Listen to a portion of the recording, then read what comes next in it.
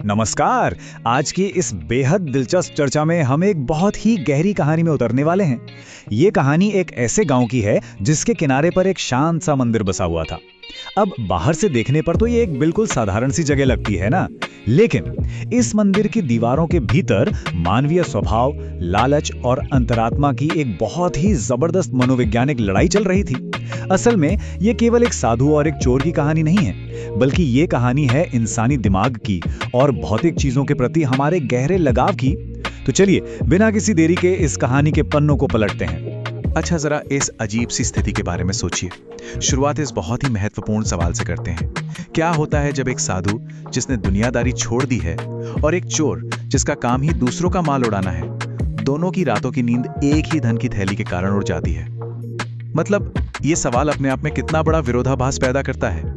एक तरफ त्याग है और दूसरी तरफ लालच, लेकिन फिर भी दोनों के दोनों एक ही बेजान चीज के गुलाम बन जाते हैं।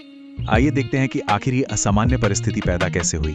तो भाग 1, साधु और कबाड़ी चोर, जहां दो बिल्कुल अलग दुनियाएं आपस में टकराती हैं और कहानी के मुख्य किरदार आमने सामने आते हैं। इन दोनों किरदारों के बीच का जो फर्क है ना, वो सच में बहुत ही दिलचस्प है। एक और हमारा साधु है जिसके पास मंदिर के चढ़ावों से भरी हुई एक थैली है, और गौर करने वाली बात यह है कि ये संपत्ति कोई खून पसीने की कमाई नहीं है, बल्कि मुफ्त का माल है।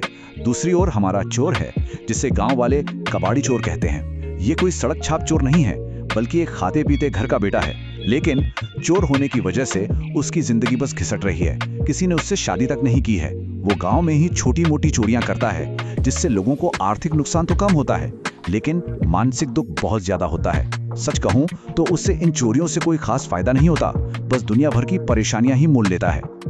और यहीं से शुरू होता है हमारा दूसरा भाग, कुटिया में झूठी भक्ति। मतलब वो पल जहां साधु की थैली पर चोर की नजर पड़ती है। यहाँ मनोविज्ञान का एक बेहतरीन खेल देखने को मिलता है। चोर ने साधु की कुटिया पर आना जाना शुरू कर दिया।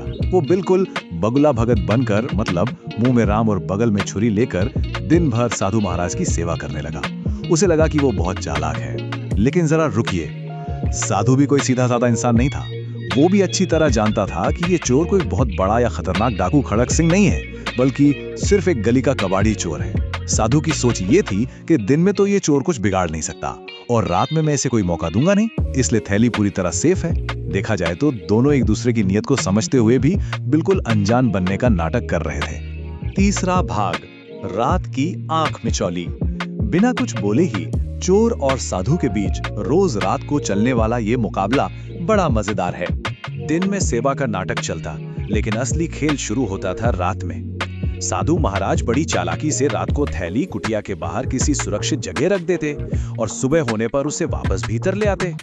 पूरी रात साधु कुटिया के अंदर चैन से खर्राटे भरता रहता, और वो बेचारा कबाड़ी चोर कुटिया के अंदर रात भर उस थैली को ढूंढ ढूंढ कर पस्त हो जाता। सोचिए स्थिति कितनी हास्यास्पद थी। साधु गहरी नींद में सो रहा है और चोर अंधेरे में थैली की तलाश में अपनी नींद हराम कर रहा है। थैली बाहर मजे में है और चोर उसे अंदर तलाश रहा है। लेकिन खैर, हर खेल का एक ब्रेकिंग पॉइंट यानी चरम बिंदु आता ही है। एक दिन ऐसा हुआ कि रात होने पर भी कबाड़ी चोर कुटिया से गया ही नहीं, वो वहीं जमकर बैठ गया। अब स्थिति पूरी तरह पलट गई थी। उस रात दाव में कबाड़ी चोर और बचाव में साधु महाराज दोनों रात भर करवट पर करवट बदलते रहे।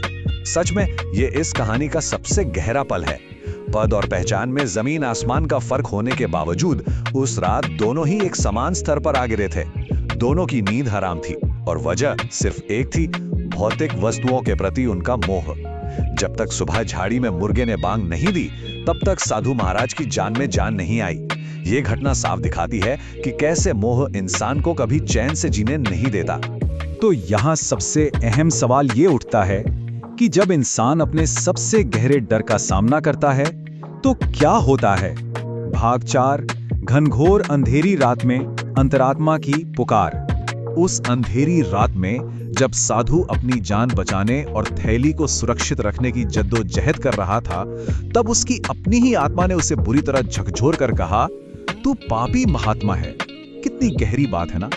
एक महात्मा जिसने सब कुछ त्यागने का दावा किया था, वो एक मुफ्त की थैली से इतना चिपका हुआ था कि उसकी रातों की नींद उड़ गई थी। अंतरात्मा ने सीधे सवाल किया, कि इस थैली से तेरा क्या लगाव है। इससे तो कहीं बेहतर है कि तू उस बेचारे चोर का ही भला कर दे। ये साधु के लिए एक बहुत बड़ा और कड़वा सच था जो सामने आ रहा था। और ठीक उसी रात उसी कुटिया के दूसरे कोने में कबाड़ी चोर के भीतर भी एक भयानक युद्ध चल रहा था। उसकी अंतरात्मा ने भी उसे आईना दिखाया। उसने खुद से कहा कि चोरी के चक्कर में पड़कर वो अपनी पूरी जिंदगी कैसे बर्बाद कर रहा है। जब तक उसकी नीयत में खोट रहेगा, फितूर रहेगा, तब तक भाग्य भी उसका साथ कैसे देगा। और सबसे बड़ा सवाल तो ये था कि एक चोरी की थैली के सहारे आखिर कितनी लंबी जिंदगी काटी जा सकती है। ये एक ऐसी सच्चाई थी जिससे वो चोर अब तक बस भागता ही आ रहा था। अब यहाँ जो सबसे दिलचस्प बात है वो ये है कि चोर की अंतरात्मा ने उसे उसकी असली दौलत का एहसास दिलाया। उसे ये समझ आया कि भगवान ने उसे पहले से ही 6 अमूल्य संपत्तियां दे रखी हैं। देखने के लिए 2 आंखें, काम करने के लिए 2 हाथ और चलने के लिए 2 पैर। जब इंसान के पास मेहनत करने के लिए ये सब कुछ है, तो वो उनका दुरुपयोग क्यों कर रहा है? मेहनत करने वाला इंसान क्या कुछ नहीं कर सकता? इस एक छोटे से एहसास ने उस चोर की पूरी मानसिकता को ही जड़ से बदल कर रख दिया। और फिर आता है हमारा अंतिम भाग, एक नई सुबह, सूरज की रोशनी के साथ विचारों की एक नई किरण। इस नई सुबह का जो निष्कर्ष निकला वो बहुत ही खूबसूरत था। साधु, जिसकी अंतरात्मा अब पूरी तरह जाग चुकी थी, उसने तय किया कि वो अब इस धन के मोह में और नहीं पड़ेगा। उस रात उसने वो थैली बाहर नहीं रखी। उसने उसे अपने पास ही छोड़ दिया, बिना किसी परवाह के। जब सुबह हुई तो साधु महाराज ने देखा कि थैली तो बिल्कुल अपनी जगह पर सुरक्षित है, लेकिन आज वो कबाड़ी चोर वहां नहीं था। और वो होता भी कैसे, क्योंकि वो पुराना चोर रहा ही नहीं था। उसकी अंतरात्मा पूरी तरह से जाग चुकी थी। साधु ने मोह छोड़ दिया और चोर ने अपनी नीयत साफ कर ली। देखा जाए तो दोनों ही अपने अपने तरीके से उस रात मुक्त हो गए थे। और इस विश्लेषण के अंत में एक बहुत ही गहरा सवाल सामने आता है। जब मन भौतिक चीजों के मोह से, लालच से पूरी तरह मुक्त हो जाता है, तो क्या तभी हमें अपने भीतर के असली धन का, अपनी असली अंतरात्मा का एहसास होता है? साधु और कबाड़ी चोर दोनों ने ही उस रात अपनी असली संपत्तियों को पहचाना। ये कहानी सच में सोचने पर मजबूर कर देती है कि कहीं हम सब भी किसी न किसी रूप में अपनी अपनी थैलियों को कसकर पकड़कर तो नहीं बैठे हैं, जो हमारी रातों की नींद चुरा रही हैं। इस गहरे विचार के साथ आज की ये चर्चा यहीं समाप्त होती है। उम्मीद है इस कहानी ने कुछ नए नजरिए दिए होंगे। नमस्कार।